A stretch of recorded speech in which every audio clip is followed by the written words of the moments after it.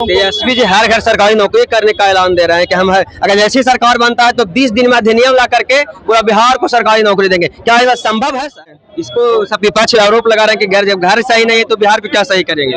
आप बताइए ना किसके घर में क्या कि 17 महीने में तेजस्वी जी नौकरी दिए तो कहीं कहीं 17 महीने में की दावा तो ठोक रहे हैं कि हम 17 महीने में नौकरी दिए और डोमिसाइल जो हटाए हैं तो इस खलबाली मचा हुआ था कि नीतीश जी साथ आ रहे हैं तेजस्वी जी साथ। ऐसा सही बात है? नहीं, कुछ भी चलाते रहते। हमारे विधायक प्रतिनिधि जो है, जो विधायक बनने जा रहे हैं, भविष्य के विधायक, आगामी विधायक माननीय शक्ति यादव जी, उनको जीत किया। नाम मैं सतीश कुमार, आप देख रहे हैं तेज एक्सप्रेस न्यूज। मेरी मौजूदगी है अभी हिलसा में।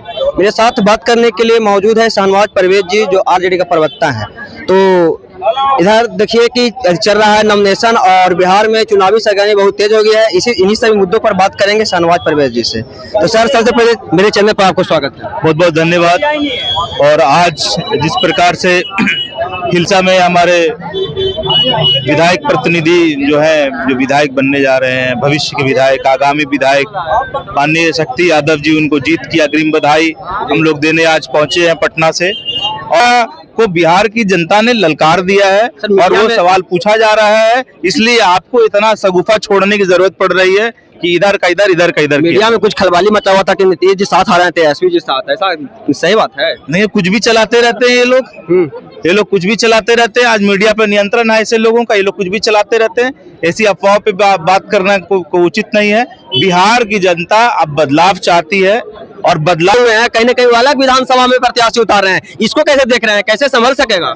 सबको लोकतंत्र में चुनाव लड़ने का अधिकार है और मैं अपनी पार्टी की बात कर रहा हूं, अपने विचारधारा की बात कर रहा हूं और हमारे पार्टी का जो गठबंधन है मैं उसकी बात कर रहा हूं। अब कौन कहां चुनाव लड़ रहा है सबका तो हम बयानबाजी कर नहीं सकते। घर में ही फुटा हुए हैं। इसको सब विपक्ष आरोप लगा रहे हैं कि जब घर सही नहीं है तो बिहार को क्या सही करेंगे? आप बताइए ना किसके घर में क्या दिक्कत है? कोई अगर अपनी पार्टी बनाना चाहता है लोकतंत्र में, उसको अधिकार नहीं है? कोई अगर लोकतंत्र में चुनाव लड़ना चाहता है उसको अधिकार नहीं है? हम लोग लोकतांत्रिक लोग हैं, हम लोग किसी के अधिकारों का हनन नहीं करना जानते हैं और संविधान ने सबको उचित अधिकार दिया है चुनाव लड़ने का, पार्टी बनाने का। उस अधिकार का सब लोग अपना अपना निर्वाहन कर रहे हैं, उसमें कहीं कोई आपत्ति नहीं हम लोग। तेजस्वी जी हर घर सरकारी नौकरी करने का ऐलान दे रहे हैं कि हम अगर ऐसी सरकार बनता है तो 20 दिन में अधिनियम ला करके पूरा बिहार को सरकारी नौकरी देंगे। क्या ऐसा संभव है सर? निश्चित रूप से संभव है। जब हम लोग 10 लाख नौकरी की बात कहे थे तो 19 महीने 17 महीने के कार्यकाल में हम लोग 5.5 लाख नौकरियां बांट दिए। तब भी यही लोग कहते थे कि ये संभव नहीं है और हम लोगों ने रोजगार मेला गांधी मैदान में लगाकर ऐतिहासिक क्षण बना दिया और पूरा इतिहास गवाह रह गया और दोबारा वो काम नहीं हो पाया और बिहार के नौजवानों को आज रोजगार नहीं मिल पा रहा है। तो हम लोग ये कहते हैं कि बिहार, हमारी प्राथमिकता है कि बिहार के लोगों को रोजगार मिलना चाहिए और रोजगार देने की जिम्मेदारी ये सरकार की है।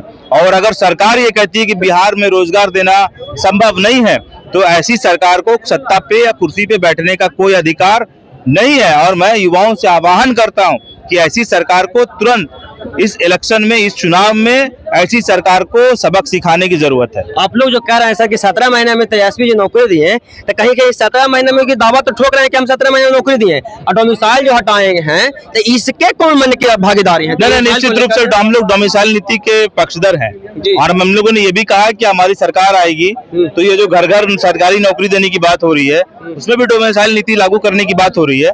ये डोमिसाइल विरोधी लोग जो है, जो सत्ता में आज बैठे हैं, आरक्षण विरोधी लोग, हम लोग 65% आरक्षण की बात कर रहे थे और हम लोगों का सरकार नहीं रह गया।